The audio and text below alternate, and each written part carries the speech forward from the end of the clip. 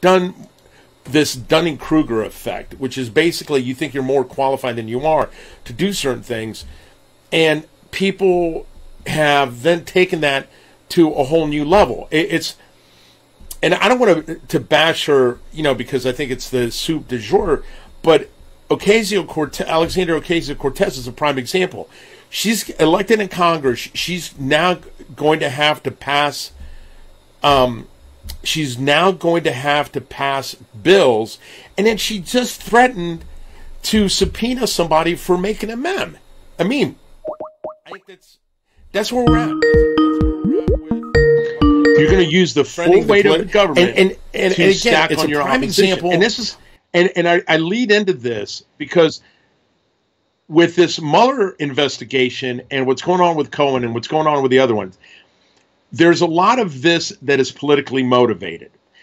There was talk about impeaching Trump prior to him even taking office that the Democrats were so mad. I mean, that is really how the landscape of where we're at today. Now, one of the things I have right now is I have one of my fellow veterans and a guy that I've argued with ad nauseum since Reagan was president, since probably 1982, is James Shuff. Now, me and him have argued about numerous things, numerous times. At the time, I've wanted to waterboard him in alcohol to get his senses. But here's the thing: the one thing that the one thing that has kept us on the same side of the wall. At the end of the day, we understand that even though both of us have difference in political views and ideologies, and even in taste in liquor and food, that at the end of the day, what unites us, what makes us friends, is much more than what divides us. Now, in saying that, I think this is where our country has lost that kind of voice at times, is we think that we're more divided than we are, and we really aren't. At the end of the day, everybody, I don't know of anybody in America. Maybe there's some tree hugging bunny lovers out there that are they want to, run and prance through naked in the forest, but while, doing haikus of, I don't know, pick somebody. But most people want a house, a car, food on the table. They like to watch TV or their, entertainment of choice. They want to have a couple Rugrats. And that's what most people want. That's what the American, that's what the American way of life is. And again, people aren't leaving. Even though they might be mad at America, they sure aren't leaving to go back home. So I think at the end of the day, they realize that the American way is, we're like Marines in garrison. If we don't have an enemy, we're going to fight ourselves. And here's the other thing. We're going to put mattresses on a third floor stairwell, and we're going to rodeo drive them down the stairs until somebody gets hurt.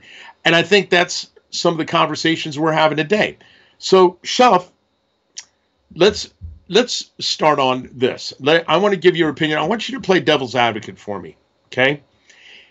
If you're an investigator, you see all of this talk about, Mueller has he has subpoena powers, he has special investigation, he's special investigators, he's rummaged through human intelligence, signal intelligence, to the layman. I'm not talking about to the professionals, okay?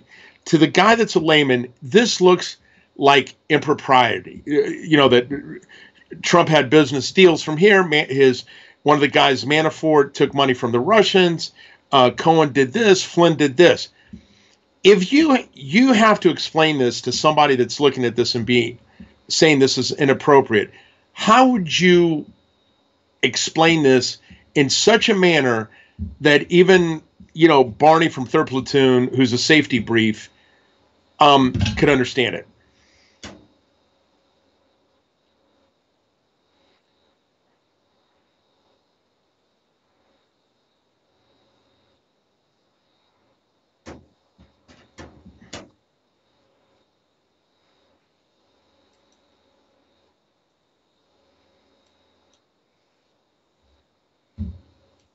Right. Right.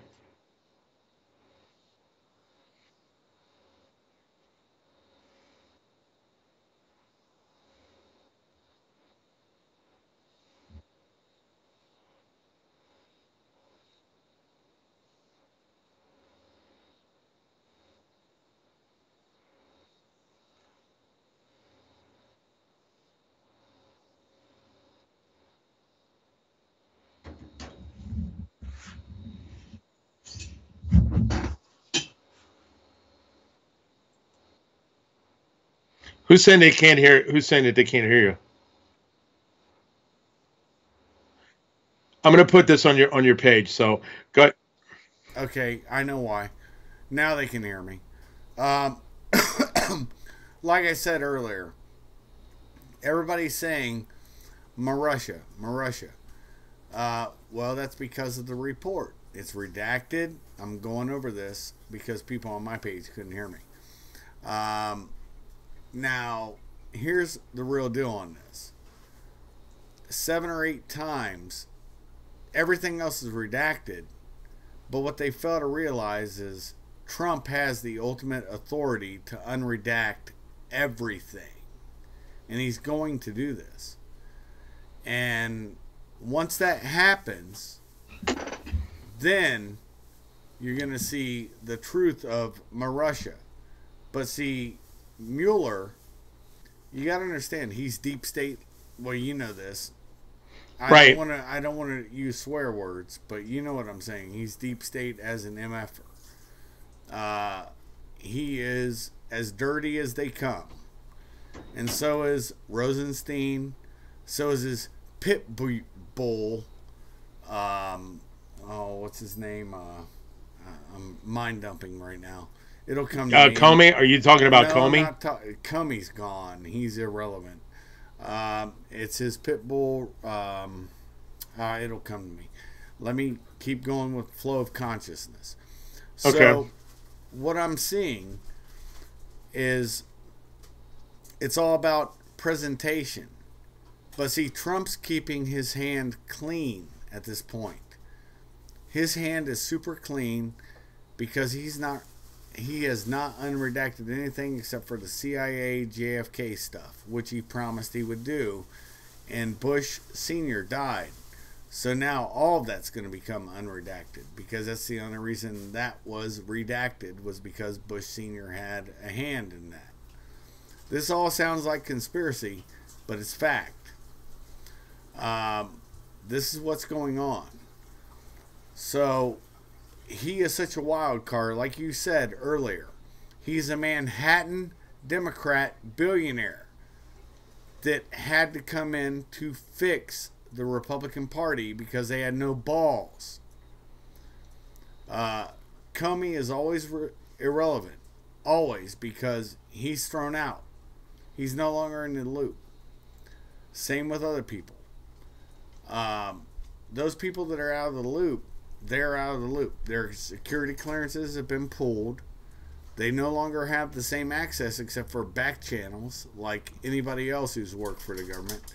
We always keep back channels, but what they say is irrelevant, honestly. So, with that being said, here's what I see. In all honesty, this has become politicized, just like I said earlier. The only thing you're seeing unredacted right now is Marussia, 7, 8 times. Everything else is redacted, blacked out. So that will give the Democrat loyalist, that will give them food and fodder to say, yeah, we knew it was about Russia. We knew it was about Russia. That piece of shit. Da, da, da, da, da. And it's not until he's going to trump them. I hate to use a double entendre, but he's going to trump them when he unredacts everything. And he has the ultimate authority to unredact everything. He has not done that yet with the Pfizer report.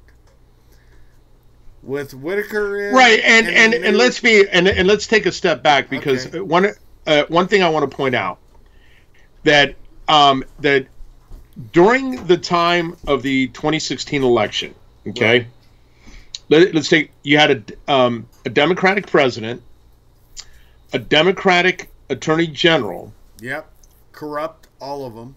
That's not the issue. Let's just stay on the party lines. On party lines, right? You had the powers to be at the time that they were in power, right? Okay,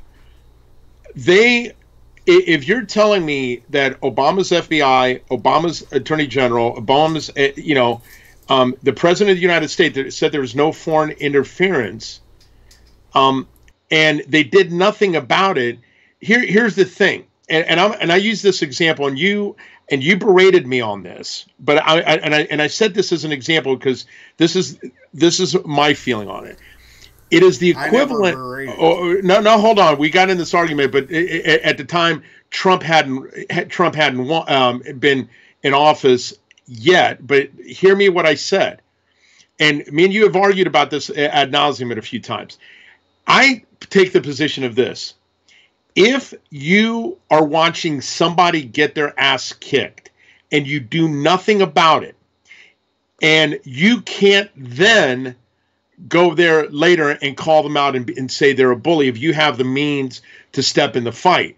If I'm watching you get your ass beat in the back of Frank's, and let's say Bob Gerhardt beat your ass at the back of Frank's, and I did nothing about it, I can't go up to Bob later and say you're a bully, because I did not step in. So that is my position at the same time. Wait a second. You're going to tell me that the powers to be at the time, and this is one of the reasons, and for our listeners, I want to make this clear. One of the reasons that people that have, me and Shuff have worked for, Shuff was a DOD police officer. We've worked as MPs. We know the reports we have to give, the field reports that we have to give. They're supposed to be unbiased. We're not there to make policy. We're there to enforce policy. So if you're telling me that the guy that's running a campaign, and they knew this in March prior to him getting the nomination, and you're telling me that they did nothing about it, so there's too much. That's too convenient for me. That's like saying that. No, I never said. Hold up. Don't misconstrue what I said, because I didn't say that. They didn't know about it in March. They knew about it when he assumed office and Comey said, "Oh, we got this Pissgate thing happening." That's what happened. And they tried to downplay it so that he really wouldn't go into it. And remember, Comey the cunt, that's what I'll call him, said, "Yeah, it's all, it's just bullshit. We don't really believe it, but this is what came up." Now, the problem is Five Eyes. This is why a lot of stuff has not been unredacted yet with the FISA court. Right, because they're going to Australia, which they're going to... Hold up. Let me finish. They're going to Australia. No, I know. No. Okay. No, stop with the Australia. Just stop and let me finish. You're not moving fast enough. It doesn't matter if I'm moving fast enough. I'm telling you what happened. What happened was, it was the British. This is what is pushing it back. The Brits had an Australian come in to meet with Papadopoulos. The thing about it is, he was set up to do this. And all you got to do is listen to Dan Bongino's podcast with an interview with Papa D, and he will tell you what happened, okay, from the Australian guy. I'm not going to get into names because I don't really, that's irrelevant at this point. You guys can research it and learn for yourself. Most won't. I don't really care. What I'm telling you is, it was the Brits, and what they did to bypass Five Eyes is they handled it through State Department, which was Hillary and remember, Hillary paid for Fusion GPS. Hillary paid for all this back research from a former British intelligence agent, and that was Fusion GPS. Let's take a step. Hold on. Let me hold on for a second, because you take a step. Take a step back. Okay, so you're gonna hijack. No, because what you mentioned something, and then you need to frame something. When Hillary took that money, okay, this is something that is a little bit of what people aren't listening to. She didn't take the money. Hold on, Shuffy. She paid the money. Shuff. Hold on. I want you to frame something you're about to say in context, because people haven't listened to this. The people that paid Bill Clinton in office to come to speak in Moscow also gave him $500,000 are the same people that now the FBI is alleging colluded with Trump on the 2016 election. The same people, hold on, before you, I just want you to frame what you're about to say, because I know where you're going. The same people also gave money to Romney in 2012 in France when he did a fundraiser, and in Israel when he did a fundraiser in 2012. These are now the same people that have given money to two presidential candidates in the last two elections, and it only became a problem with Trump. That's what I wanted to tell you, because you're wrong. What do you mean I'm wrong? You just conflated something. Hillary and Bill with the Clinton Foundation, what you're talking about is Uranium One and other things. I'm not talking about uranium. I'm not talking about uranium one. I'm talking about. Hold on, George. Hold on. No, Shuff. You are conflating things. Let me Shuff. finish. I'm not talking about uranium one. I will concede whatever point on uranium one. Whatever you say on uranium one, I'll concede it. I'm not arguing about uranium one. I'm talking to you about Bill's speech in. I will concede your point on uranium one. I'm talking about Bill's speech in Moscow, that he took the money from the same group that also said that they gave money to Trump. That's what I'm saying. I'm not talking about uranium one. Yeah, you are, actually. No, you're conflating things. Fusion GPS did not do anything for Trump. The money, Bill Clinton, stop, George, and let me finish. I'm on your show. Let me finish. Here's what happened, George. I don't want to argue again on this show, or I will get. I'm not. You're being argumentative because you let me finish. You're having me on to tell you what happened. At least my perspective. You can come back and rebut afterwards, and that is fine. Let me finish my point. Quit hijacking my thoughts. You know how my memory goes. By the way, it was Stephen Halpern who was the Australian ambassador. I mind dumped it. It came back. Now, as we're doing this, here's what I'll say. Bill Clinton and the Clinton Foundation are under investigation, along with Hillary and everybody involved, because you have insiders. This is why that was dumped with Russia, and everything else redacted, to give you muff fake to look at, for the Democrats to have some raw food. Here's the real deal. They're under investigation right now because it's a money laundering scheme, just like you said, with Bill Clinton getting paid for by going over there to Russia.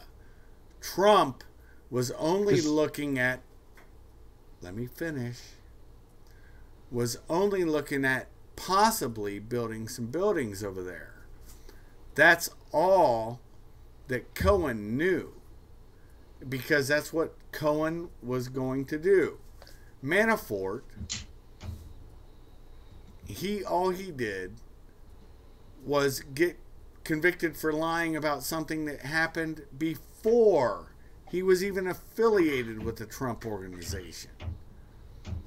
And Roger Stone and Jerome Corsi has said how many times they tried to make them lie. Also, Papadopoulos was saying how much they tried to get him to lie. They're trying to bankrupt people, and if you disbelieve me, you know I know. And I know, but hold on, Jesus God, let me finish my thought. Okay. You know I know Mike Flynn, the general who was in charge of DIA, probably one of the most stellar individuals, besides Admiral Mike Rogers, who was the one who exposed this.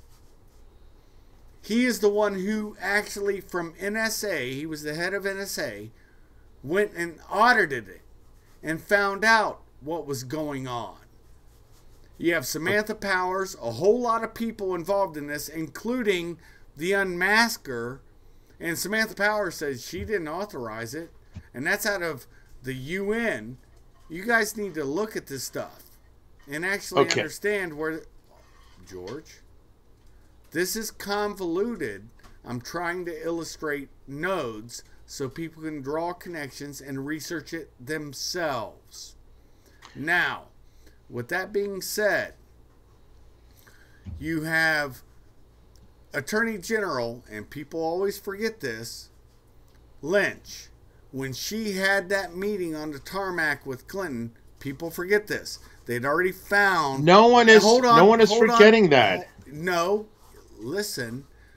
When she had that meeting with Bill Clinton, it was after Weiner's child pornography computer was found with all of those emails. They still have this in New York. But Attorney General Lynch, notice the guy, I can't breathe, and dies, right?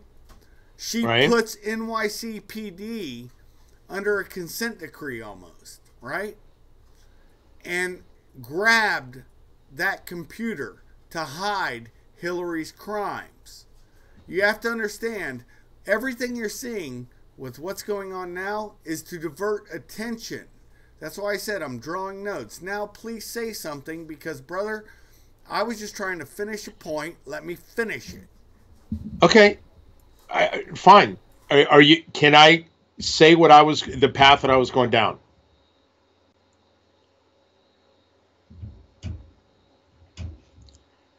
Shuffy. Of course. That's why I shut up. Okay. I'm going to go down a list, and this is where I was trying to get to. And this is where I'm talking about, I'm only going to talk about specifically Bill Clinton, not anything else other than the nodes, but Bill Clinton. In 2012, he took $500,000 from a company called Technogym in Italy for a speech, fitness equipment manufacturer. In 2012, he took a $500,000 fee for a speech for Center of Global Dialogue and Cooperation, Austrian non-governmental organization. In 2012, he took $700,000 from a Nigerian newspaper. Yep. In 2011, he took $750,000 from Ericsson, that was a Swedish multinational communications tech company. Yep. In 2011, from United Arab Emirates, he did Abu Dhabi Global Environmental Data Initiative, an international environmental information organization. Yep. In 2011, he took $550,000 from China from a company called Huatou CEO Forum, a business conference. Yep. In 2011, he took $600,000 from a company called Achmea, a Dutch finance corporation. In 2011,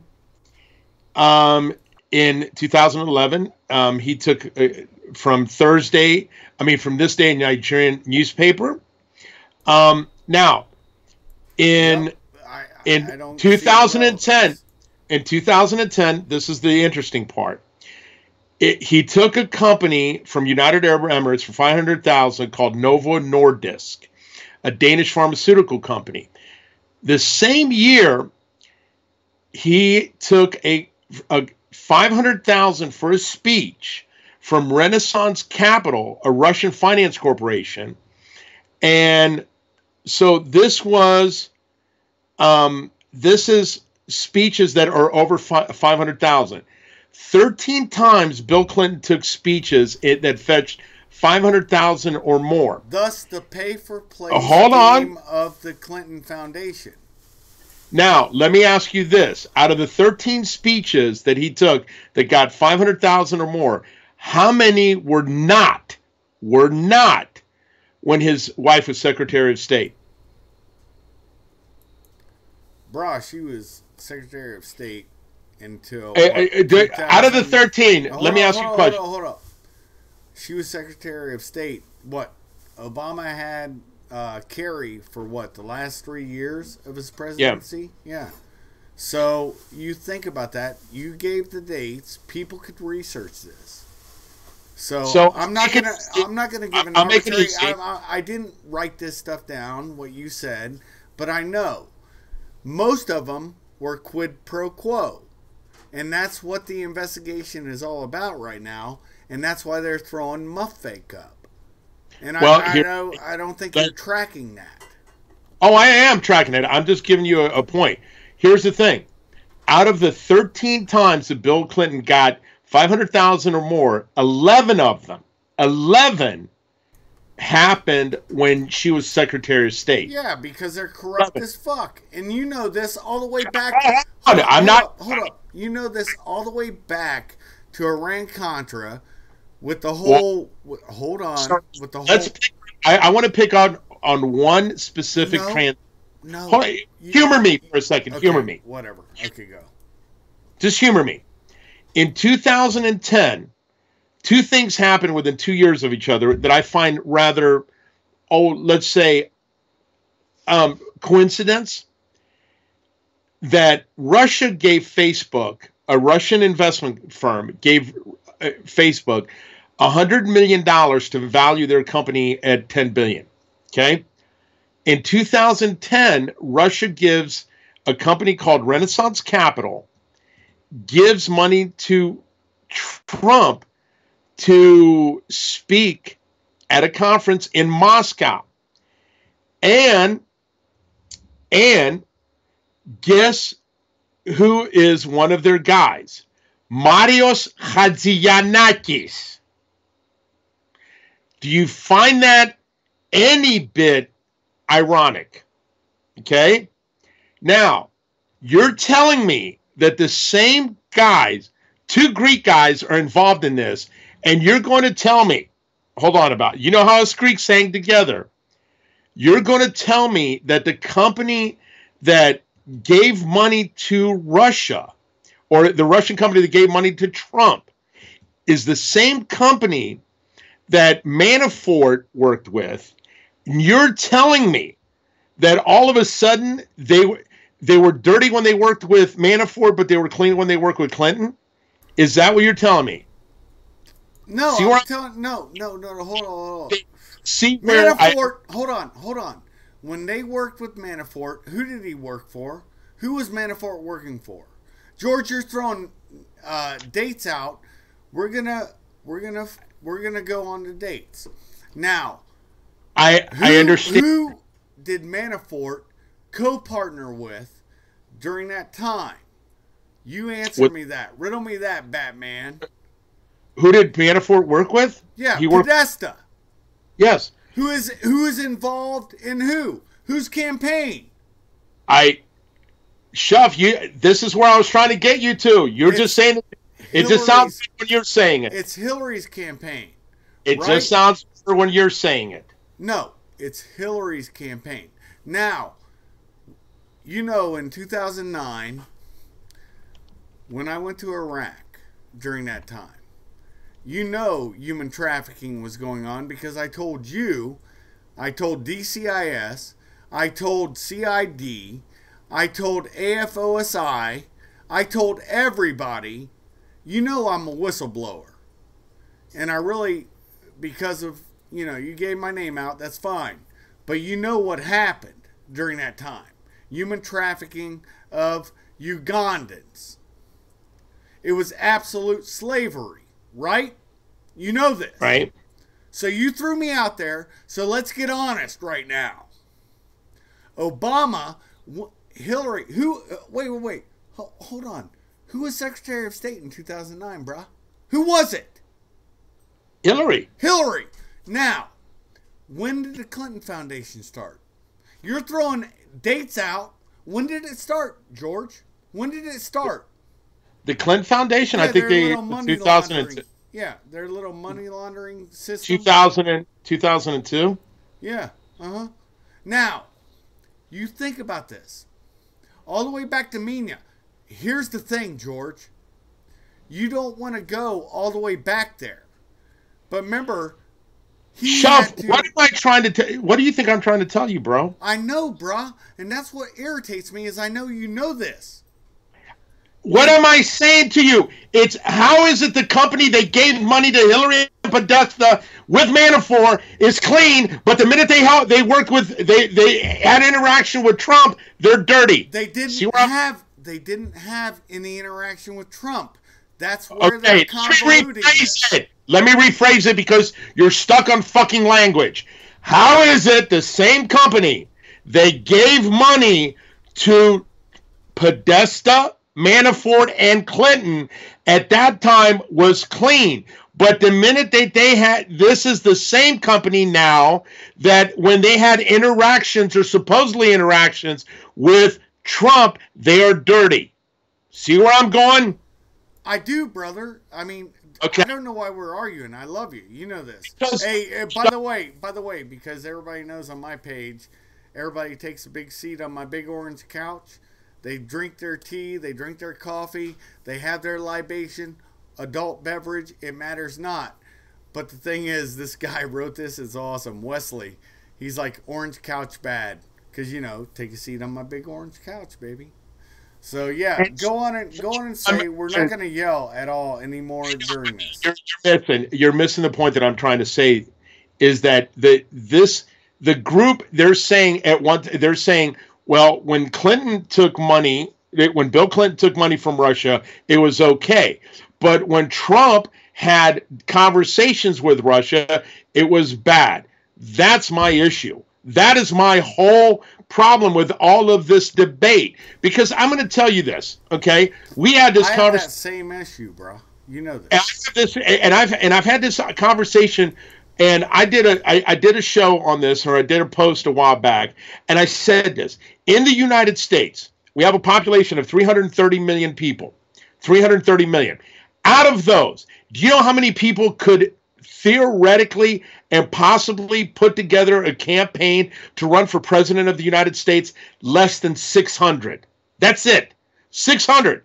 So you're going to tell me that once you start having to dwindle down numbers at the top, when you're talking about how many people are capable of running for president of the United States, it's not 20,000 people. There's less than 600. When you're talking about there's only 193 world leaders in the world right now. There's only 193 sovereign countries, 195 that are states, 193 have presidents. That's it. There's 193 presidents. How many people do you think could be Chancellor of Germany? Give me an example. 20? George, maybe less than that. Look, George, you hold on. You're getting very...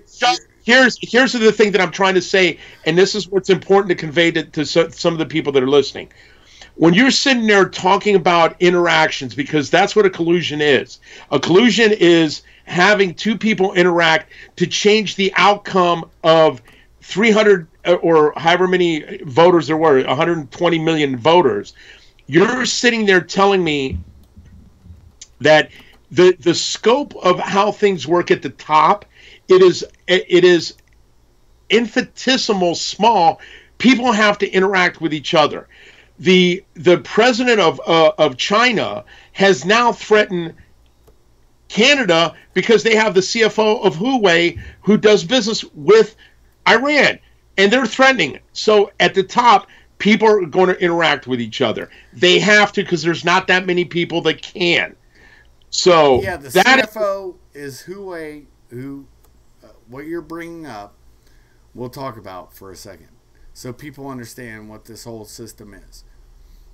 Her father is a part of the Communist Party, of course. All the oligarchs over there, just like in everywhere else in former communist and communist countries, all those billionaires, the CFO is his daughter. And you know this, right, and I know this, okay? Now, she was imprisoned because of the technologies they use. And what they're doing is, that's why the U.S. will not allow them to import phones. They won't allow you to bring one of their devices for getting internet off of the web into the U.S. because we knew it. Canada got reeved up on it. And as much as I think Justin's a cunt, he actually understood it. And it was probably with some backing from the CIA saying, get this girl, we want to know what's up. That's probably really what happened. We'll never know in my lifetime and yours, honestly. Our sons will, but we won't. So, there's fuckery afoot, for sure. And you and I both know this, man. Now, come on. This isn't the first time on our go-around. We know what's happening. Right, and this is the point that I'm sitting there trying to bring up and to tell people. If you think this is clear cut, okay, if you think that the idea that Mueller is going to be able to indict Trump because of this, you're sadly mistaken. The idea is, and I want to quote somebody. Okay, this is a guy that writes for the Chicago Tribune, and he was one of Obama's biggest. If you got, and you don't want to believe me, look him up. His name, who you're talking about. The guy's name is Rex Hupke, and in October 30th of 2017, okay, in 2017, he wrote an article called column. Mueller's indictments prove one thing: Hillary Clinton is to blame. Now, this is a guy in Obama's hometown that is friends with Obama, that was friends with Rizzo, yep, that was friends with Mayor Daley and Rahm Emanuel. This guy is, like I said, and like one of the things me and Shuff has said, and one thing he's a connected motherfucker, dude. You know this. Yeah, and he says, and I want to read you exactly what he wrote in the Chicago Tribune. After reviewing the charges against three former members of Donald Trump's presidential campaign, the first charges to come from special counsel Robert Mueller's investigation of Russian interference in the 2016 election, I have reached the following conclusion: lock her up. By her, I mean Hillary Clinton, and lock up is put Clinton, aka her, behind bars. And this is, and read the article. It is a damning thing about what she had done, because here's one of the issues that I have. Is that if you take a look at it, is she got him to convene a grand jury, and I'm just telling you one thing that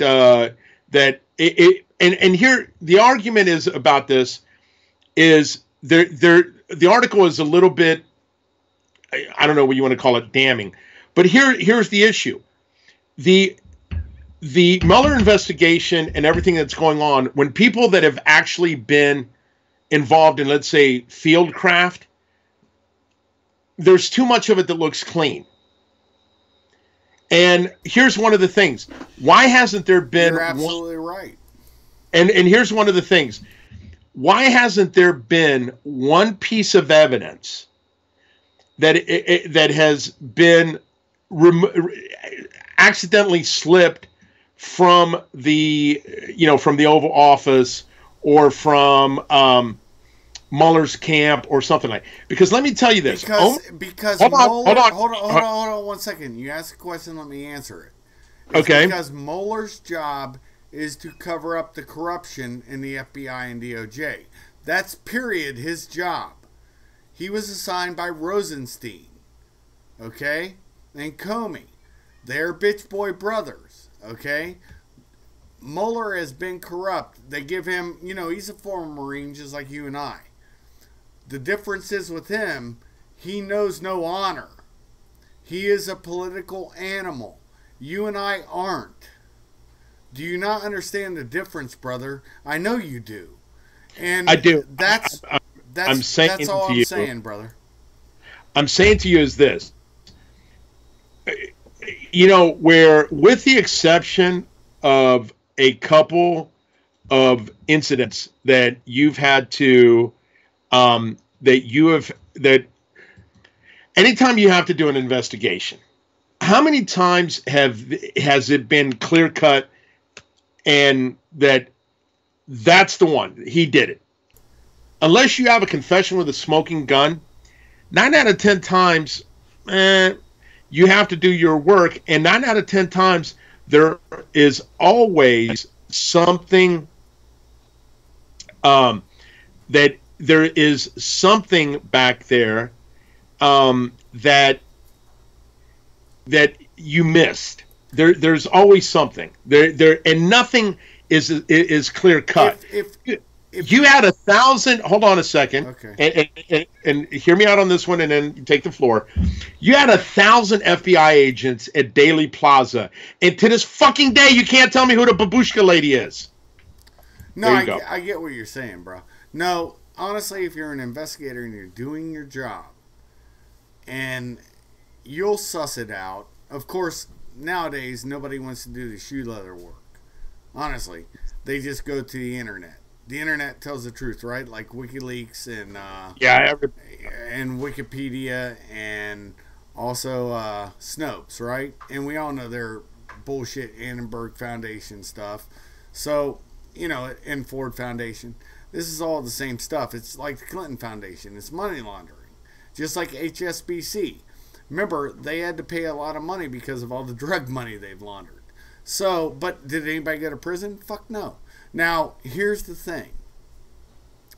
This is the thing that people need to pay attention to. We're going down a rabbit hole, brah, and I didn't think we were going to do this, but we're going to do this. But here's the thing. Okay, Shove, let's do this one. Okay? Everybody is talking about the rabbit hole and money laundering, all right? And one of the arguments has been the Clinton Foundation raised millions, that was never built. Now, let's just stick on that. Let's not move the needle, far and wide. But look at that. Look at the damning. Look at the money that they're talking about. What they raised in Haiti and what actually went on the ground. Not just that, the child smuggling. Remember, children were taken out of Haiti. People forget this. The children were taken out of Haiti by somebody from her foundation under the auspices of they were bringing them to America, and yet many of those children disappeared. Just like when Obama let all those kids underage come through our northern border, they went to Catholic charities and other charities, and all of a sudden, boom, where are they? Nobody knows. This is the way, look, it's a skin trade. It's no different than the work that I've done, you've done in the past, except we put our own skin in the game. Okay? Right. But instead, this is dirty shit like Dynacore did when they were peddling kids. So and for those people that are listening, hold on. For those people that are listening, me and Shuff both work for Dynacore. Mm-hmm. Now here's the deal. Okay, so everybody, and we know the dirtiness, and we've turned stuff into people. It doesn't matter. Here's the thing. A good investigator, and you know this because you're my mentor, you also know intimately. Right. And we're not going to bring up names. Stop and let me finish. Yeah. I remember being an arrogant kid when I first started doing this crazy, stupid shit that I despise for our government. And I will tell you one thing factual. I, as an arrogant bastard that I am, I was like, you can investigate me all day long. I don't care. I'm open. Everything's out there on me. And it still is, right? And he goes, you don't understand one thing. And I said, what? He goes, if I dig hard enough and long enough, I will find out everything. And that's because he was old school. He was the guy that would burn that shoe leather. Not go to, well, they didn't have the internet except for DARPANet back then, and you know what I'm talking about. So they didn't have this vast resource. Now they have text, Treasury Enforcement Communication System. The State Department has everything you have. Treasury Enforcement Communication System, by the way, folks, if you don't know, also has your taxes. It has everything that you filed. And it's all process crimes that they can get you on. 1001. Lying to the FBI, process crimes, all this stuff. And there's a book out, and I seriously ask all of you to read it. It's called 3 Felonies a Day. Every American commits 3 felonies a day. If you're not on a list by now, you're not living your life. Because you're going to commit those felonies whether you think you are or not. So just live your fucking life. Forget these fuckers. Downloading movies off the internet is a felony. Hell to the yeah. Hell to the yeah. That's crazy shit, man. But nobody wants to look at this stuff. And it was all put in through regulation. Look, a regulation, when it can be enforced through the barrel of a gun, is de facto a fucking law. And Trump has done nothing but get rid of regulations, folks. You think I'm right? Because you know what? Well, here's the thing. Here's the thing about the regulations about this part. And here is one of the things that you don't say about a regulation. There's a story out of Astoria, Queens. Okay, and it came out a few years ago. Okay. It was, and I discussed this a while back, and one of the things that I said this about Ohio DOT was that when they would pull you over, they would give you a ticket, and the ticket was for $275. Once it got to that number, unless you were smuggling illegals or 5,000 pounds of cocaine, they would stop at that number. Why $275? Because that number was exactly how much they figured would, anything above that, somebody would hire a lawyer. So if you had a $500 ticket, it might be worth $150 to go get a lawyer to fight it. Right. 275, they would just let it go. And that's why, and there's a channel in Cleveland that on 271, if you take 71 to 271 to go to Cleveland by Richfield Coliseum, they had what was called a honey trap. Yep. And the honey trap there was they were pulling people over at the rest areas, which by DOT, you should not be able to do that. A rest area should be and God forbid that I'm using this sentence, but it should be a sanctuary area that you don't interrupt drivers' sleep in a rest area. Yeah, but you fail to realize two things, and I know we talked about this. You told me this about years ago. I think it was 4 or 5 years ago. And I told you this, and you know I'm telling you the truth because I said it back then. The Ohio Highway Patrol, who's in administrative office, they always want to be a state police, but Ohio thank God to our Constitution, we don't have a state police because of the Germans who settled Ohio. They made sure it was put in there they could never be, but they keep pushing to be a state police. Here's the problem. At all rest areas, they will drive through, and with their system, they will go and run every plate. The Ohio Highway Patrol has the highest stolen vehicle recovery out of every nation in the state. In the states, plural, small s, not big state. The big state's America, but the small s's are states. They have the highest recovery of stolen vehicles because they go into the rest areas and they type everybody's plates. If it comes up hot, they got it. Okay, and then they'll wait. That's why they have that big number, right? Right. Now, here's the problem. Anybody I know, I say, don't stop at a rest area. Stop at a gas station. Stop anywhere.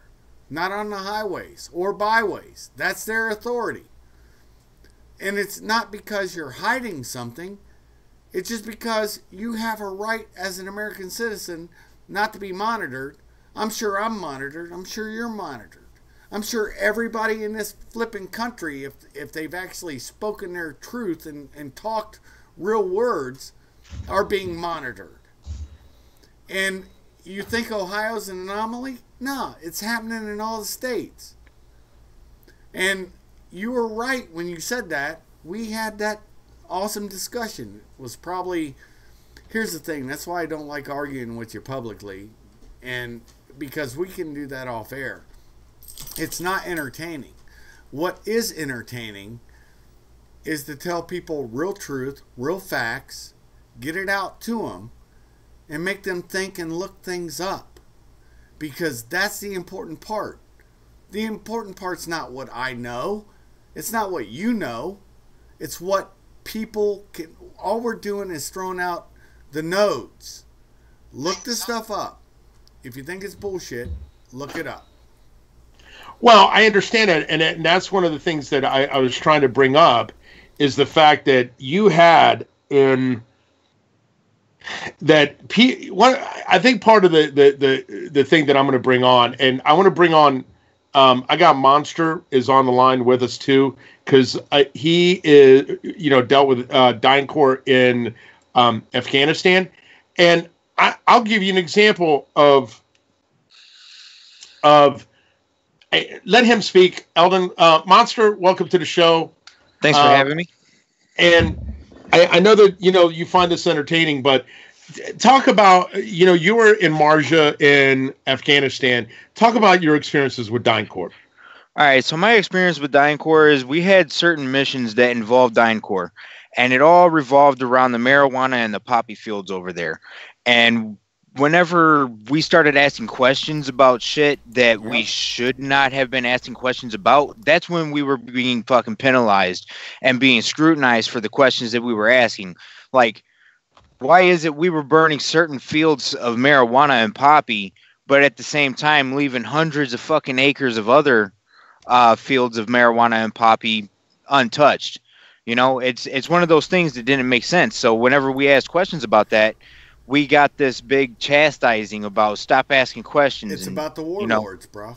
It is. It really is. And not only that, it also revolves around the fucking drug trade back here in America. One of the biggest things that are running around and that a lot of people don't realize is heroin. Yes. There is a big-ass opiate epidemic in America, and people don't want to open their damn eyes and realize that the fact that the whole reason that we're still in Afghanistan is we are protecting government assets over there to fuel this bullshit war on drugs that there really isn't. Their number one cash crop is what it's about, and there are 2 flights. When I say that, I mean 2 separate flights. Let me rephrase this. There are 2 flights per on each one of these things I'm about to say. One are German flagged UN planes that fly out of Kandahar, 2 flights a day, okay? There are another 2 flights, and they are Ukrainian, the big cargo lifters. I told you about it, George. I can't believe I'm mind dumping them. I've flown in the Sikorsky. You're talking about the Sikorsky. No, I'm talking about the jets. They're the biggest ones on the planet. The Aeroflot, the Aeroflot jets. They're Aeroflot, but these aren't Aeroflot though. They're a private company. I'm trying to remember the name of. What do they fly? What are they? Anyways, it's the biggest old Soviet jets. The cargo lifters. The Sokovs? No. The Antonovs? Antonovs. There are 2 flights of Antonovs that leave every day they leave every day fully loaded. And that's your heroin. And the other 2 flights with the UN flagged German flights, are bringing in Afghanis into Germany to dilute and pollute Europe. This is what. And look at what happened in France. That's what the real riots are about. It's about the fucking migration, bruh. And here's a crazy thing. Me and George were actually talking about this the other night about, dilution of the Middle East. If we took all the immigrants that are, coming into America and shit like that illegally and so forth, or even taking the prisoners from the damn prison systems who are doing life or death row or shit like that, and take them and put them over there and help dilute the population a little bit, would it make that area a little bit better, or would it make it worse? And this is I just needed to, say that it was mind-boggling for me that we're talking about this in a different part of the world, but what we were talking about the other day applies for what we were talking about with something that could happen in the Middle East. No, if that makes sense. No, you're exactly right, man. This has been by design. Look, you can't. It's the same thing I said when they brought ATF to DOJ. ATF, Alcohol, Tobacco, and Firearms is the dirtiest federal agency on the planet. Yes, they are. And they brought them into DOJ, and now DOJ is polluted. You can't pour muddy water into clean water and expect that water to stay clean. The second thing I'll say is you can't bring the third and second world into the first world and expect that world to stay first world. And Adderreich Studios said they're getting some serious lagging off my page. And I said, thanks for letting me know. And it seems like once the Poppy Fields and Dynacor got brought up, zap on my page. But you guys can go to Veterans Radio Syndicate. You don't have to stay on my page. It's Vet Radio Syndicate. It's on Facebook. Okay, on Facebook, Vet Radio Syndicate, and you guys can listen to this. Here's a couple things also to point out, and this is I'm going to say this, and I talked about this the other day because one of my problems I have is, and I talked about dilution. So one of the issues that has happened why the globalists are, and I know people don't believe in globalism. I know that people are like, oh my God, that's just some deep state, rabble-rousing, neocon talk. But think about this for a second, okay? And I've said this numerous times. If you, and me and Shuff have argued this ad nauseum, but I've said this. You, in every conversation you want to have, every conversation, doesn't matter about what subject, with the exception, well, not even that subject, follow the money. And if you take a look at whatever argument is going on at any time, always follow the commerce behind it. So let's give you an example, okay? Let's give you an example. If you if you put people on welfare, okay, and I've been a staunch advocate of this for years. There's only so much to go around. Now, do we have the ability to help others? Of course we do. No one is arguing that. But there's an argument about, world population and about why immigration won't solve it. Part of it is if you take human capital, which is the most valuable commodity on the planet, and you move it, well, what happens is now you've got to make up for it. So one of the things that we've had, and I rarely bring this up, but one of the problems we have in America is the lack of workers. We don't have enough workers, but guess what? Guess where they're at? They're dead. In the last, since 1972, we've had abortion, which has diluted or taken people out of the workforce. Now, regardless of what your view is on abortion, I don't care about that part. But I'm saying is that is one of the things that you've taken human capital out of. You've taken human capital by putting people into prison. But hold up. Hold on. Let me. Please just let me. Where you're going, but I want to make a point on what you said about abortion. Here's the thing: in the West, period, just in the West, we don't do it anywhere else, except for some people will claim, and we do it as the West. Certain countries, we do have things where we put birth control stuff in different things and pass it out. And those people don't know. But in the West, it's more prevalent, and we've convinced our people, our blacks, our whites, our Hispanics that are natural-born citizens, that it's okay to use abortion as birth control. And that has been hold on. That has been the point of contention, and I think that this is one of the reasons why there's such contention over it, because at a certain point in time, and like I said, me and you are true liberals. I want to stay out of your business. I don't care what you do in your house. I don't, you like to drink, you like to smoke Pall Malls and drink Miller. I don't, and Pall Mall non-filters because you want to get to the point. But here's the thing. I like to drink scotch. I think that, the only people that should, and I've seen, and here's the point that I want to make about this. And this is what I don't like to go down this road, but here's the thing. If we had the nuclear, you still owe me a 12-pack of Miller. Of course I do. One of the things that I will point out is that we did not, when we had the nuclear families, when we had the nuclear families, and why it was important was back then we didn't have worker shortage. Now, it was a different time, and granted technology came in, but guess what? Strawberries were still being picked. We still had labor that was going out and doing manual labor. Now, a lot of it has been taken over by technology. Nobody's arguing that. But guess what? When you are liquidating or diluting labor by bringing in foreign workers, it's the same thing that has happened in numerous countries with, and even in the United States with Uber. Uber is you lower the barrier of entry to get it into a profession.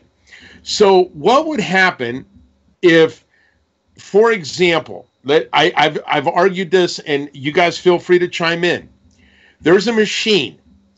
There's a machine that is used in now it is made by GE, but is used in different parts of the world that can do surgery by machine. All you have to do is, there's it could do remote surgery, and it could do, it could actually operate on you and do relatively almost anything a doctor can do.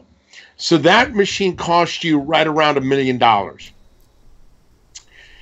The same, so you have a machine that could literally work 24 hours a day, 365 days a week, doing surgeries and taking doctors out of the workplace.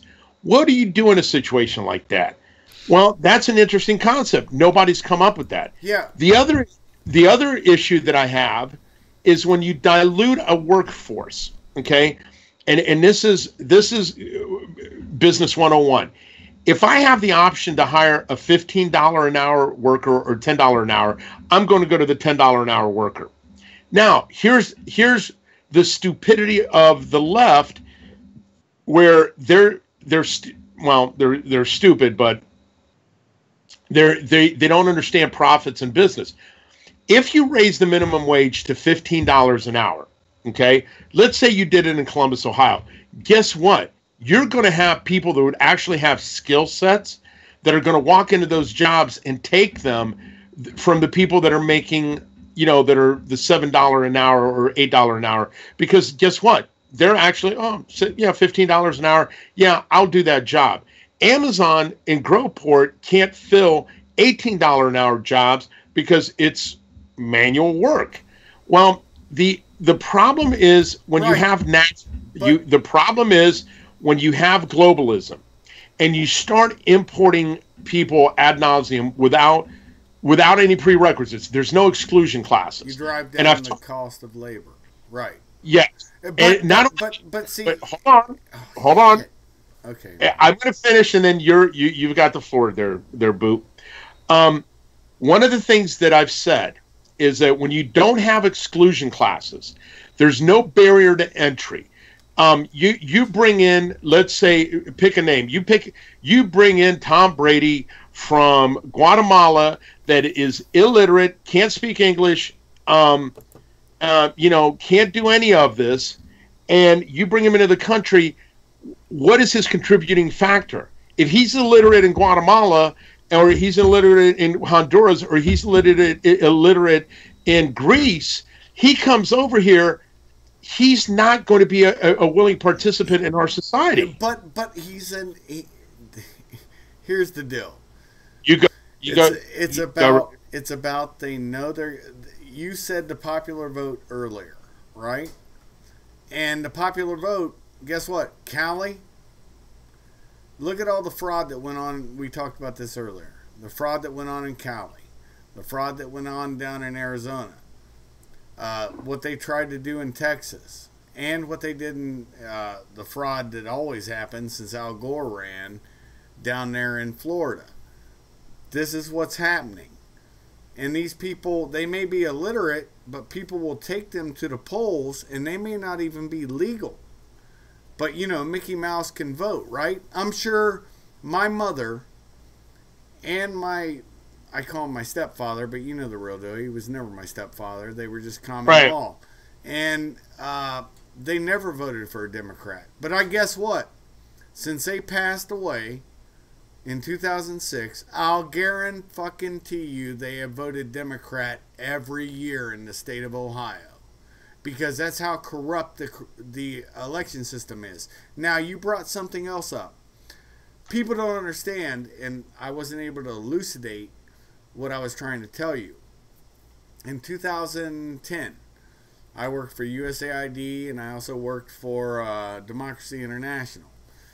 And I told my clients with Democracy International, I said, guys, it doesn't matter what you're marking, we're just going to throw this stuff in the dumpster. And one of the people, well, anyways, I'm not going to get into that, but they know who they are. And I said, once you are looking at the votes and getting your little purple finger, checking everything out, making sure everything was going right, I said, you don't understand it. That's not what this is about. It was about laundering money. So what ended up happening is hiring us. It was a multinational group. It was a very small group of Americans, like 5 of us, and I'm not joking. And we drove all around Afghanistan doing a lot of things that, the government didn't have a problem with us doing. But they had a problem with us doing it here. Yeah, oh yeah. But here's the problem that's funny. I said all that is to wash money. And what they fail to realize, here's how this game really works. It was a warlord, the company I worked for. The brothers were warlords, and they were cousins to Karzai. And just like we said earlier, Al. And so here's what I'll tell you.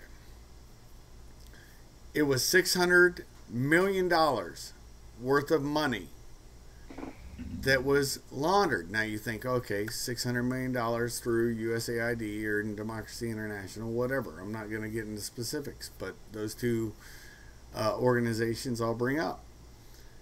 And they can figure out, whoever's listening can figure out who it was.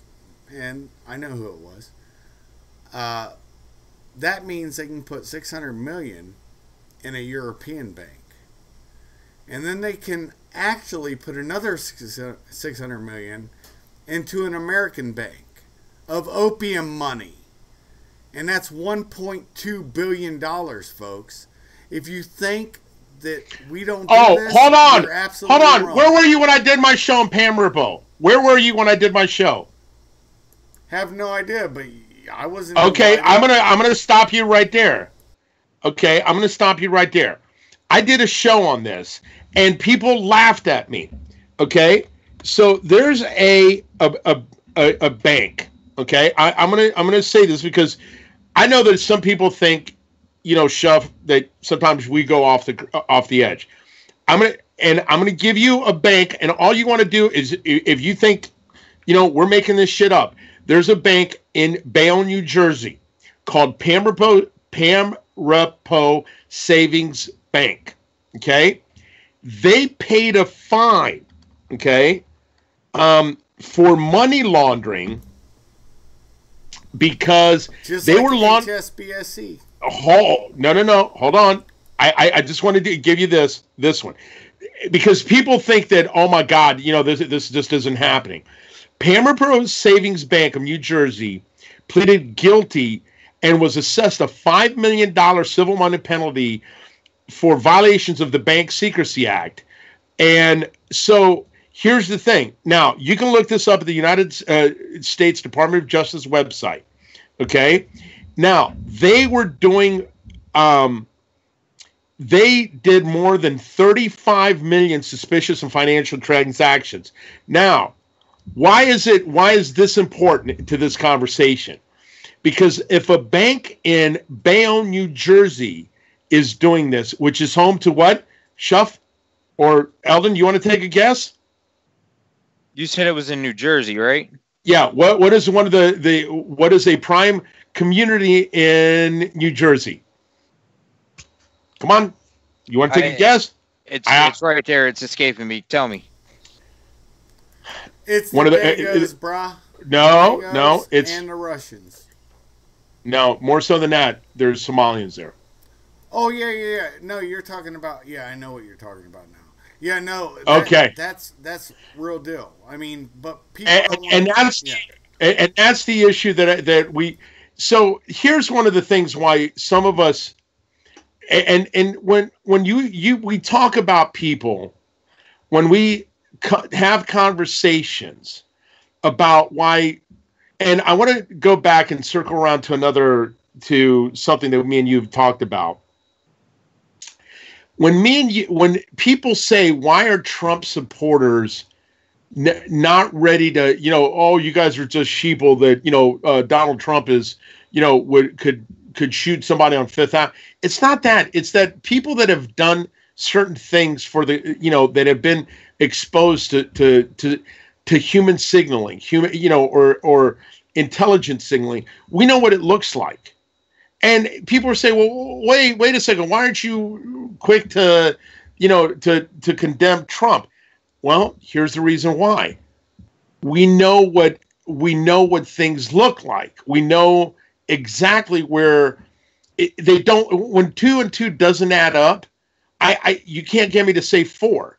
When you're sitting there telling me that they're money laundering, and you're going to sit there and tell me, okay, this is going back to the to the Haiti deal, with the Clintons, and everybody says, oh, but the Clintons have been audited and they've been, okay. It's all been a fucking setup in their favor because they know how to play the game to make it, to portray it to everybody else. This is what's going on, but this is really what's going on behind closed doors, but we're not going to show you that portion. Here's what's so funny.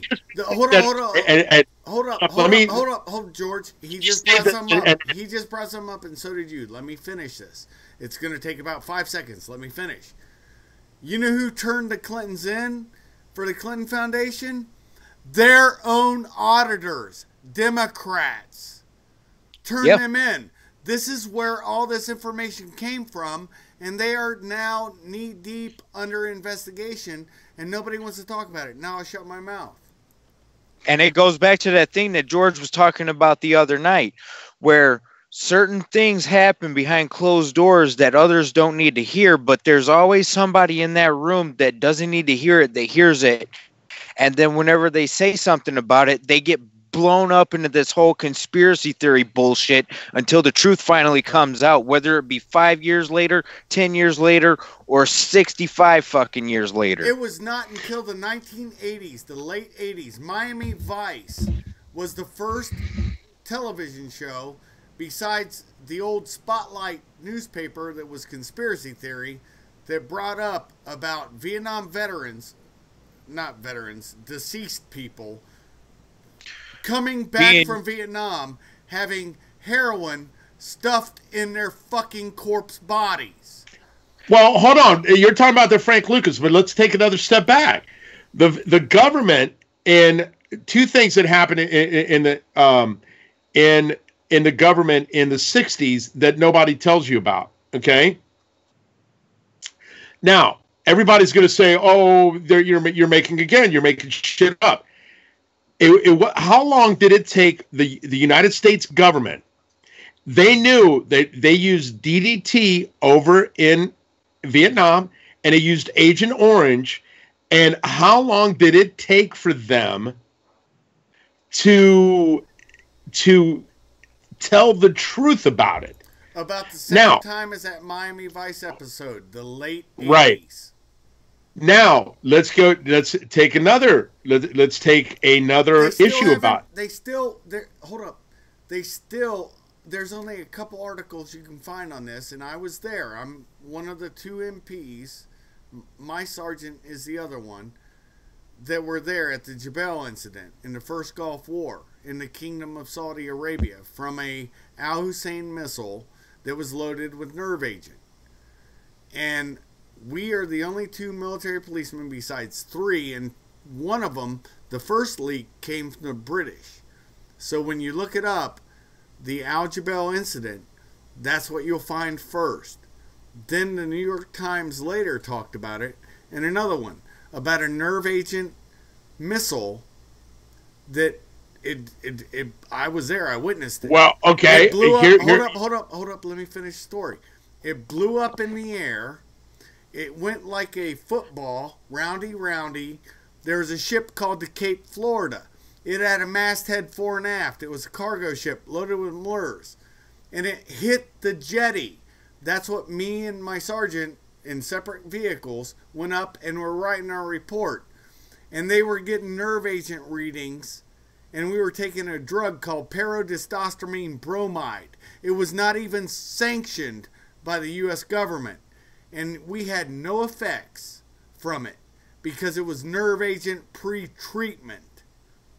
And so everybody who thinks we're full of shit, they need to look this stuff up. Because here's one of the problems that happened. This is one of the problems that it always happens, and this is something that I point out. People are too lazy to do the research. Because in order to do some research, you've got to actually... It's painful because people suffer from what is called cognitive dissonance, and people want to, right, but they want to have their beliefs. Listen, at the end of the day, very rarely do you want to have your beliefs challenged. And you think about this. I mean, and if you don't think I'm wrong, here, let me give you an example. How many people knew that their girlfriends was out banging Jody and they came back from deployment and said, didn't do anything about it? I mean, realistically, how often does that happen? Because, I love her or I love him, and that happens all the time. It's cognitive dissonance. So, and hold on and hear me out on this. No, I was there's a lot of funny thing when you said Jody. I wanted to tell you a funny thing.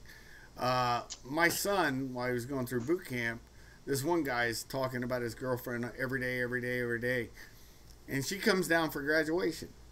And she says she has his best friend with her.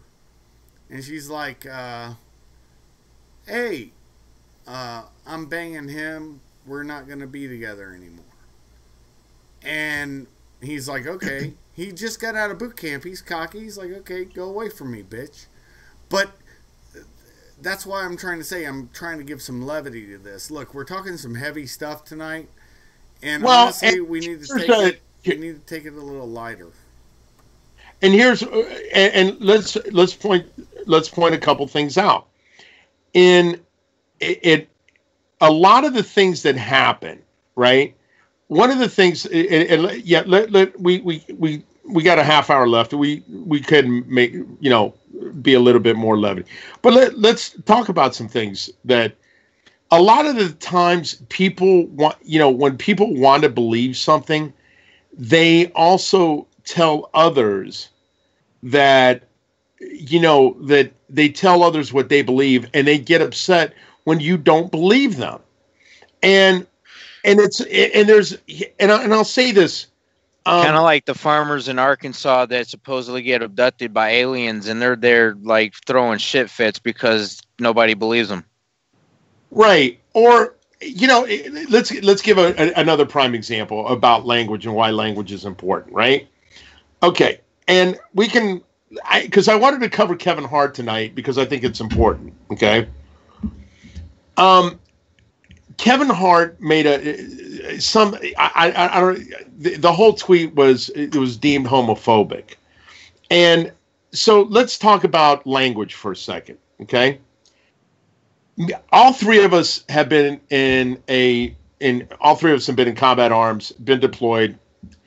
The conversations that we have deployed, and this is one thing I say, Shuff, let me ask you a question and answer this in broad day. How many times have I threatened to kill you?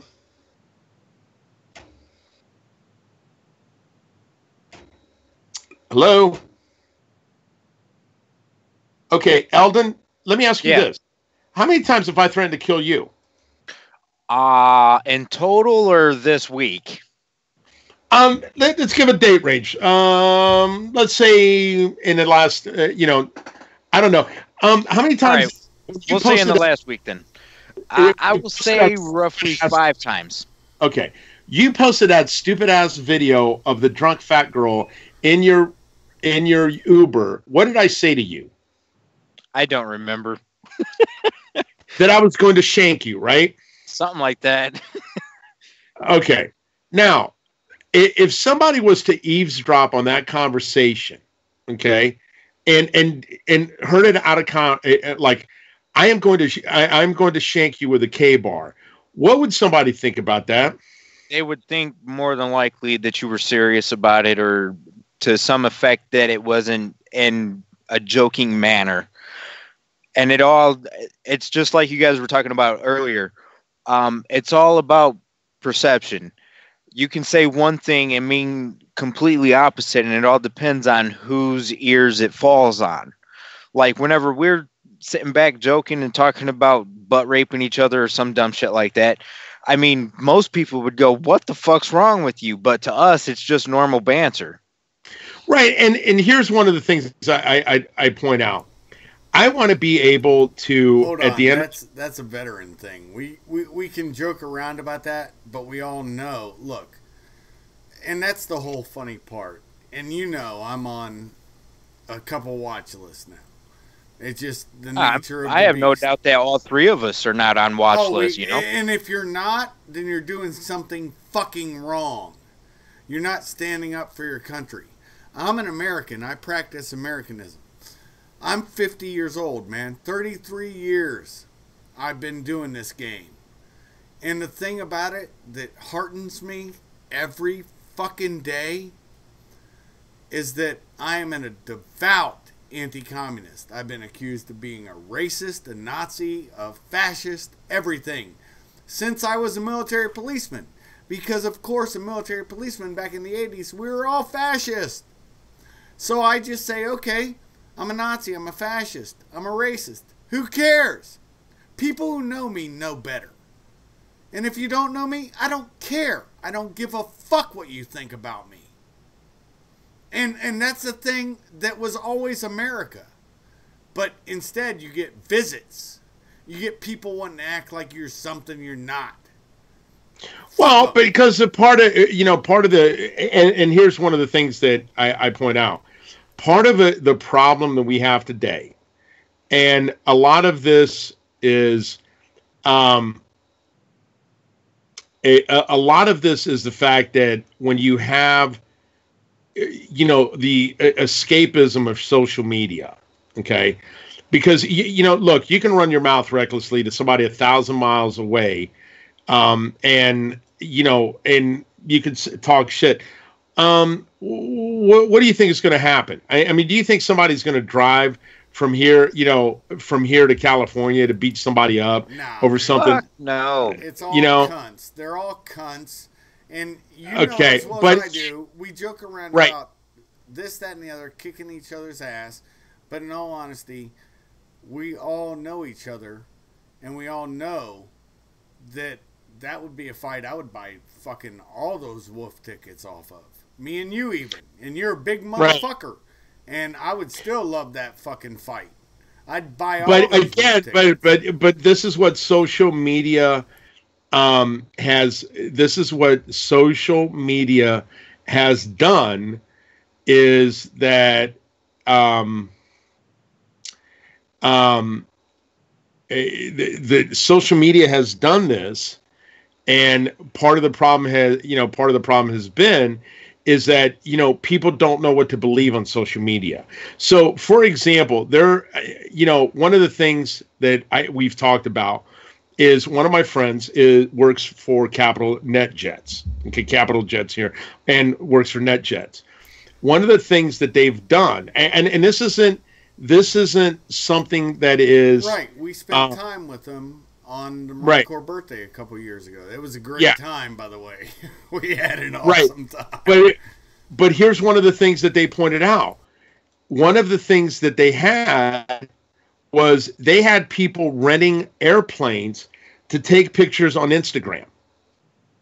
And they would, so here's what they would do. They would rent the airplane, and it wouldn't cost them, to be on the tarmac, no flight, no startup, no nothing. I mean, it wasn't that much. It was like maybe $300 or $400 an hour. It wasn't that much, as long as they didn't put it in the air. And so here's the thing. They were taking pictures of this. They were, they would do like 16,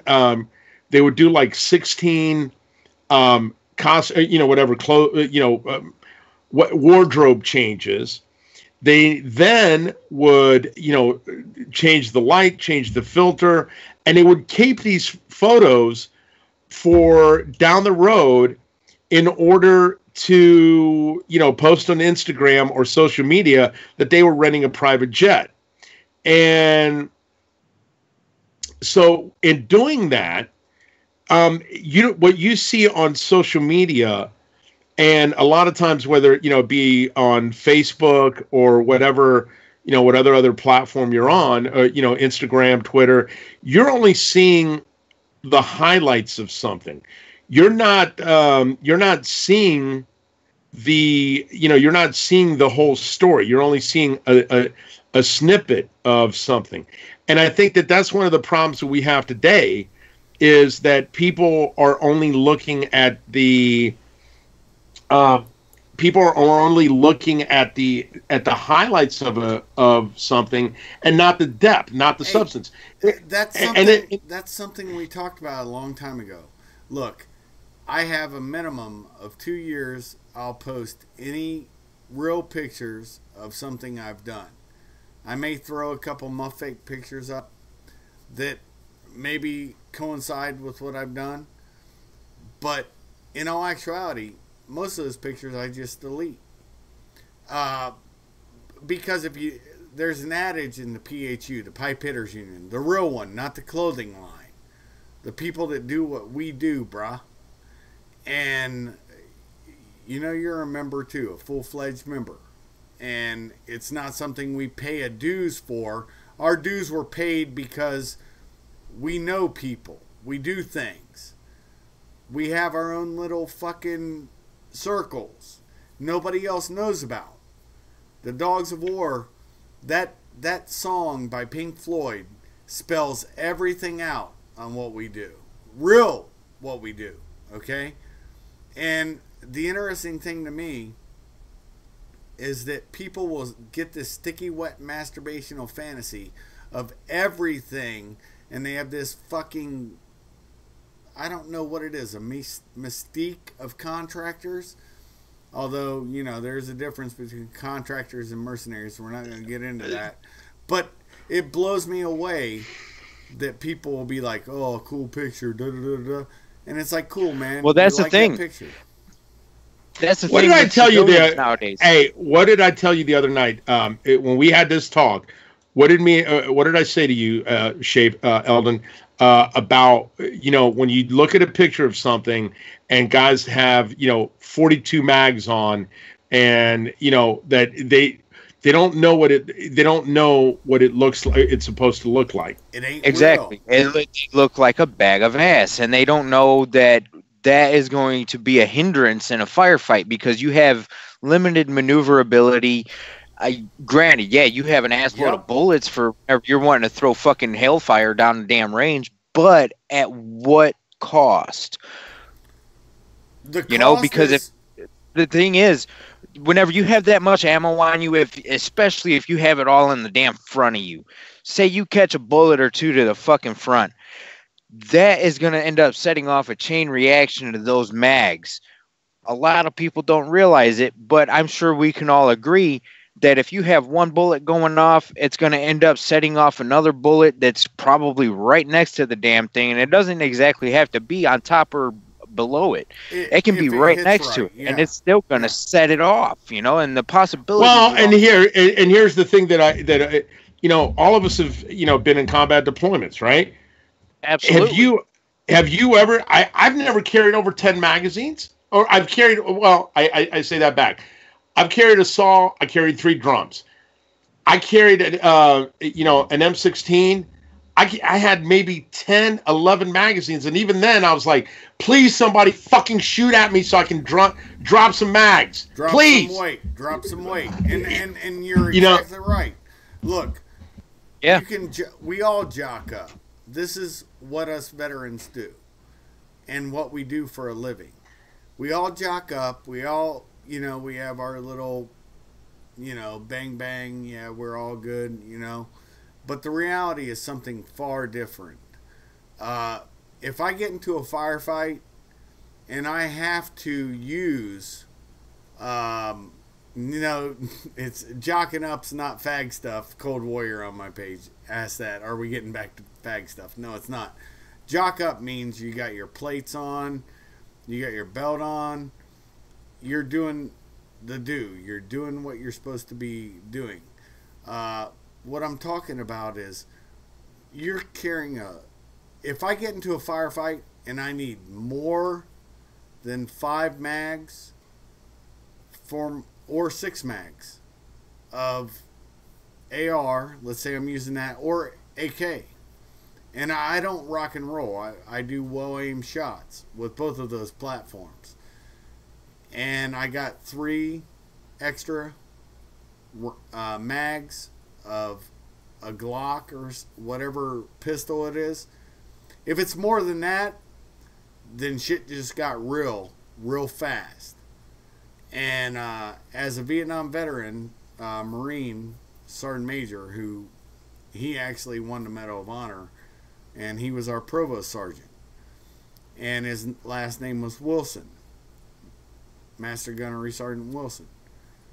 And as he said, if you get into a firefight longer than 30 seconds, you're fucked.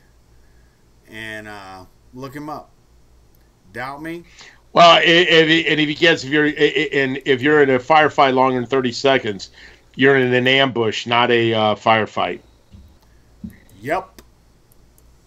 And so, and this is one of the reasons why a lot of times when people, when people post stuff on Instagram or a lot of those things that people post, it gets over the layman. It gets over on the people that don't know what that language is. They don't know what it looks like to walk, a perimeter security with, an M16 because they haven't done it. All they've done is, oh man, I watched the Hurt Locker, or I did this, or 13 hours or something. And that's the thing, that's one of the biggest things that really aggravate the shit out of me is the fact that so many people romanticize this idea of war and how fucking honorable it was or is, and it's really not.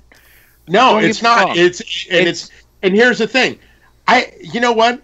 My idea of sitting there, in being in Badoa, working the damn fucking burn pits, and sitting there having to work, And I mean, and here's the thing. Hey, but I'm sitting there and I'm in there and me and Sarah McPherson are having an argument in Bordeaux. I'm like, hey, how could this shit even get worse? And you know what the universe said to us to reply? Here, you know how you could get worse being in a burn pit? I'm gonna send a fucking a sandstorm at you. That's how we're gonna make 3 things you never say or 3 things every Marine knows. Sleep anywhere, eat anything, and never say it will never get any worse, because it always will and can. Look, here's the real deal on this. Sticky wet masturbational fantasy. Let's get real on this. We're going to fucking get real on this right now. And what I'm telling you is, just like you said earlier, both of you, okay? I'm just breaking it down real. War, here's the thing about war. You can't take the sex out of a tank. You can't take the sex out of a fucking amphib. You can't take all the sex out of all that, because it's a beautiful thing to behold when you're with your bros and you are doing everything you're supposed to do. Same thing that happens when you are absolutely doing contracting. You're dealing with all kinds of weird shit that normally doesn't happen over here in the West. You're in the third world, second world, it matters not. You are actually I watched an Italian captain beat the shit out of a Filipino purser. You know why? Because he forgot to get coffee while we were underway. Well, we're not talking about that. I'm talking about on the ground. No, I understand that, but I'm saying there's a lot of the shit that when you're talking about when I worked on I get that. We both worked anti-piracy. I'm talking that war. There's something. The point that Shuff, I guess. Tim Page, an author and a photographer, had several books out during Vietnam, and I'm bringing up his comments because they're very true.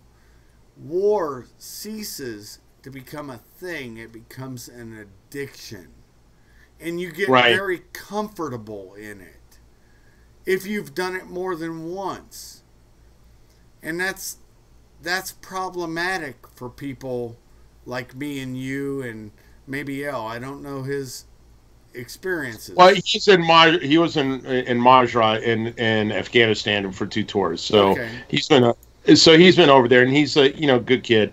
And I will say this. This is one of the points that we say. One of the things that before I Monster, we had this conversation today. What you don't see is the total chaos bullshit that goes on.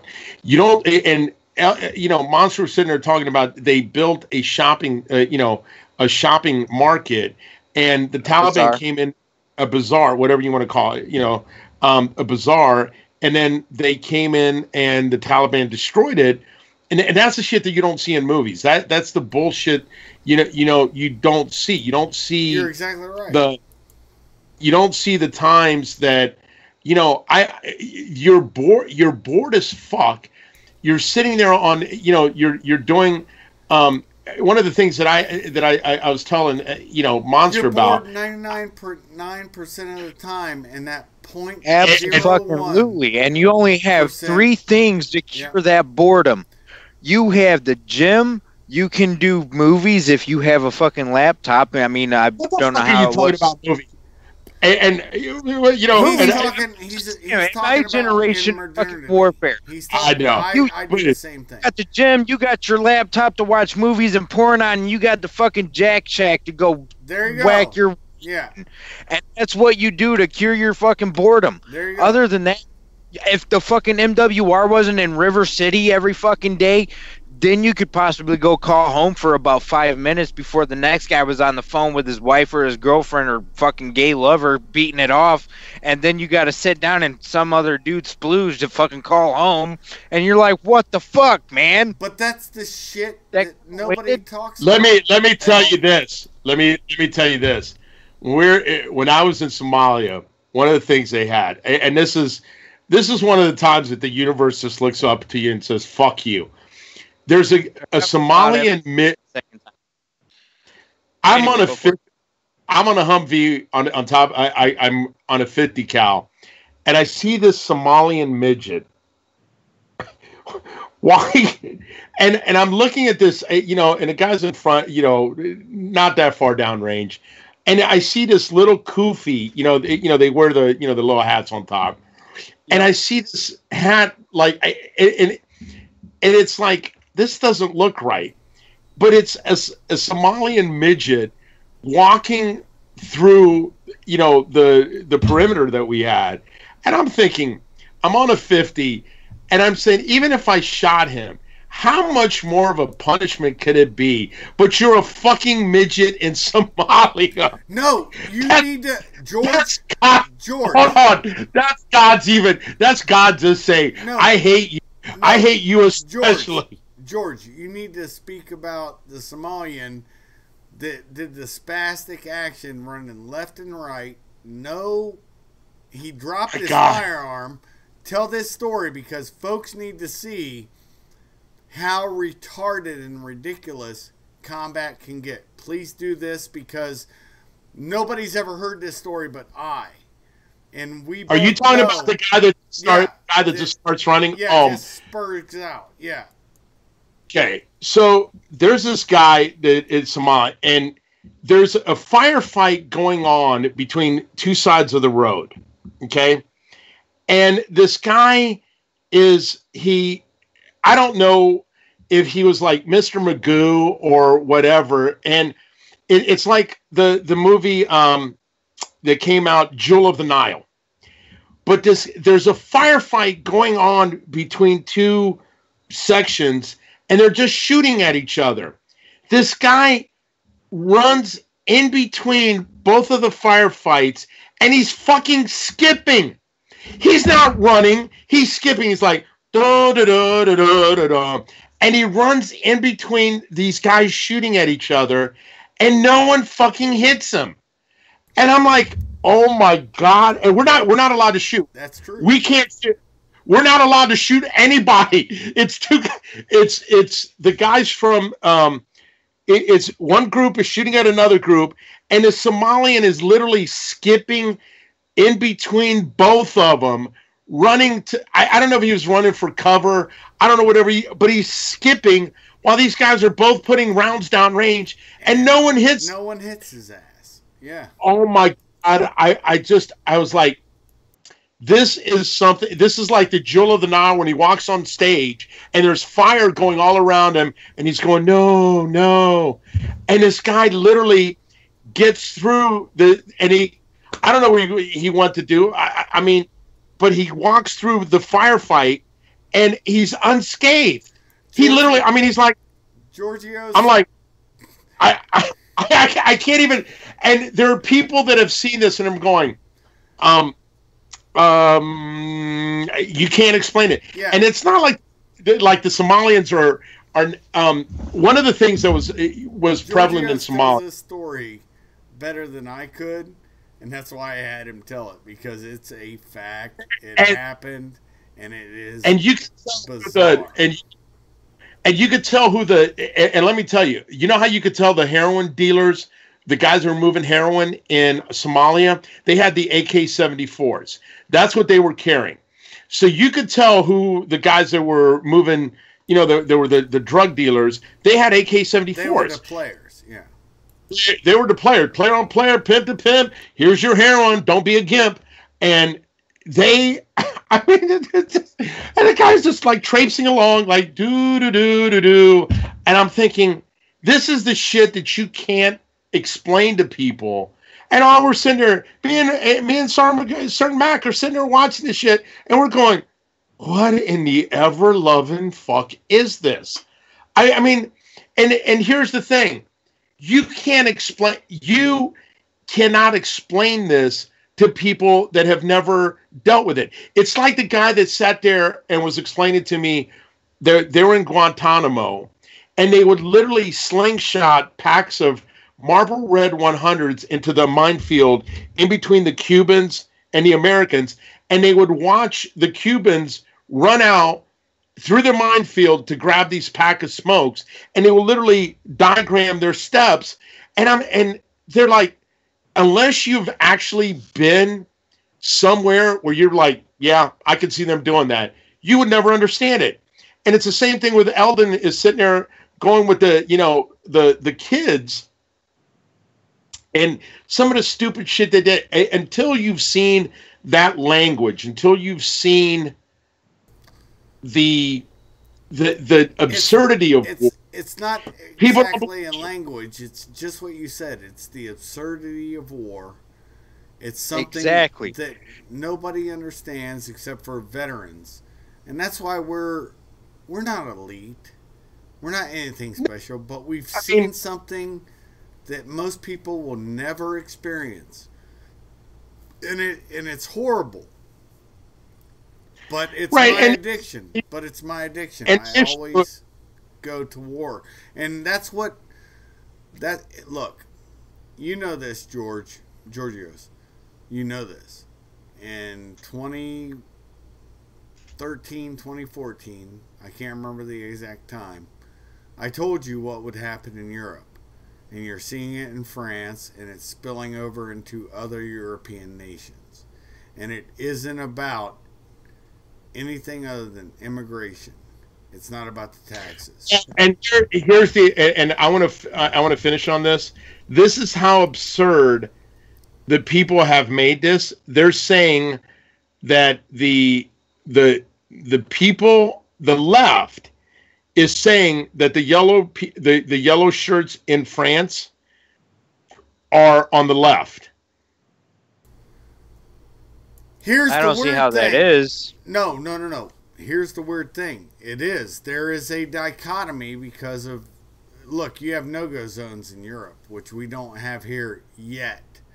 Now the House is going to have the first time a congresswoman who's going to be able to wear a hat, her hijab, in the House, which that's not correct. It's not supposed to be that way, but we have cucked to them.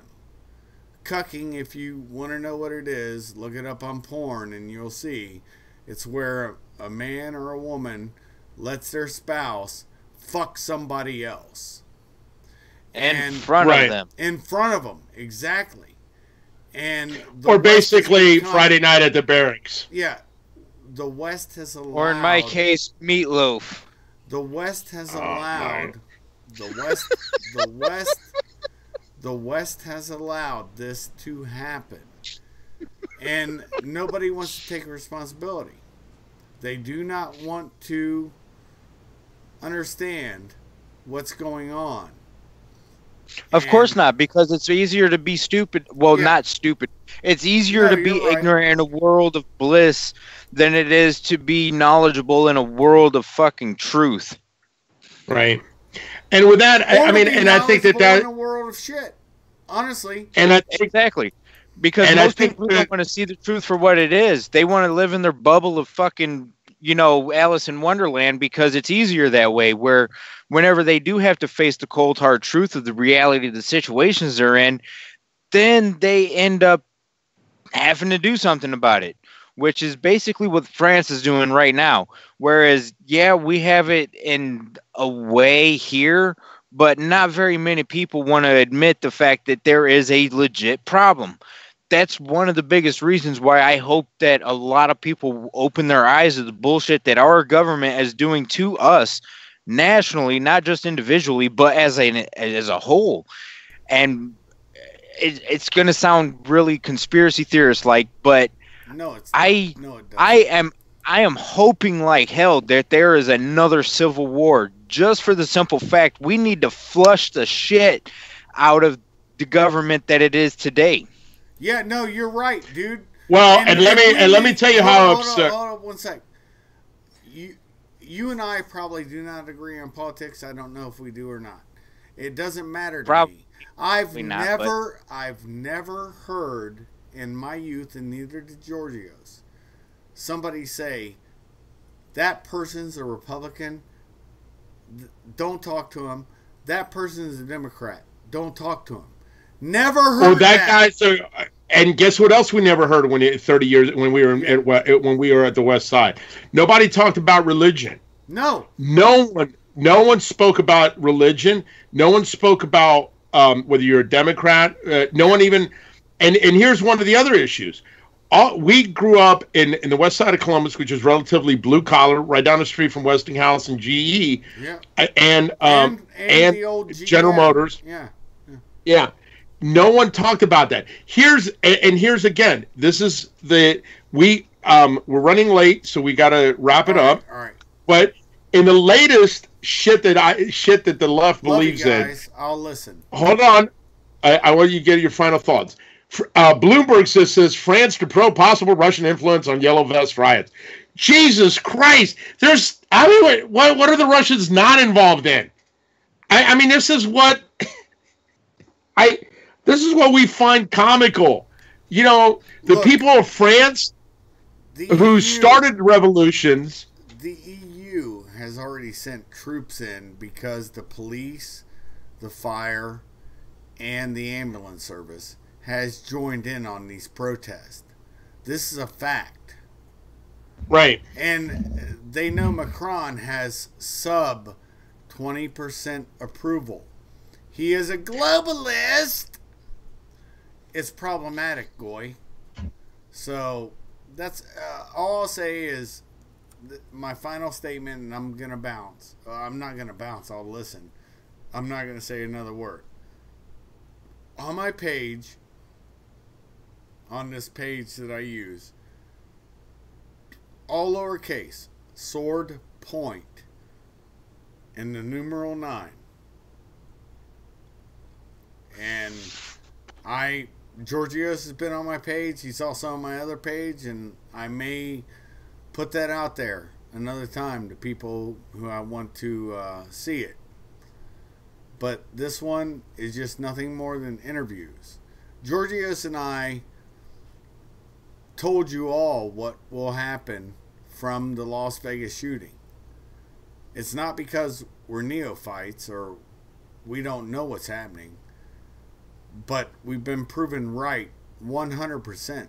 There's nothing in our conversation that did not happen, and you know this, Georgios. And I'm done. Right. So, Monster, any final words? Well, I will say this much, since we brought up a few different topics since the last time I spoke. It's easier to put the blame on somebody else than it is to take the blame for yourself, because not a lot of people will admit this because it goes in that line. People are shameful to admit their faults. And I think that's one of the biggest reasons why most will put blame on Russia. It's because it's an easy target. I mean, somebody's already done it, so therefore, why not continue doing it? But who's to say that there isn't some kind of, possibility of truth that there is some kind of blame that is factual for Russia? But that's just all, heresy and bullshit. Other than that, my final thought is, if you want to make something happen, go out and do the damn thing. Don't sit on your ass and wait for somebody else to do it for you. Right. And here's the thing that I'm going to close off with. One of the reasons I do this show, and I know it's not like a lot of the stuff that we cover might be a little dense and you've got to actually go out and research it, is when I first started the show and when I started talking politics on Facebook, is because the utter stupidity of the people discussing politics. I grew up in an era where people had critical thought. We discussed things. We didn't blame people. When I immigrated to the United States, we had to give up we had to have a test. There were things that you had to do. Why? Because that's the way you preserve certain ways of life. And one of the issues that's important to me as what I consider myself as a Marine American is that we have to take care of our fellow citizens. We cannot let our fellow citizens get hurt because somebody is offended or wants to have a difference. They want to impose Semper Fi. It's because somebody wants to impose things that are just wrong. I want free speech. I don't care if you get out and Twitter some of the things that other people deem offensive. Who gets to make that decision? And that's one of the reasons why we need to have, as platforms, we need to talk about subjects that are uncomfortable. And why? Because that's how you resolve problems and issues. You don't have to be right to have an opinion. As long as you're not, and here's my bottom line on any speech. As long as you're not threatening somebody, I don't care what you say, as long as it's not an outward threat to another human being. That's where it crosses the line. And I think that that's something that we as Americans need to preserve. Anyway, with that, we're going to sign off. Thank you for listening to the Bear News and being part of the Veteran Radio Syndicate. And we will catch you here next time.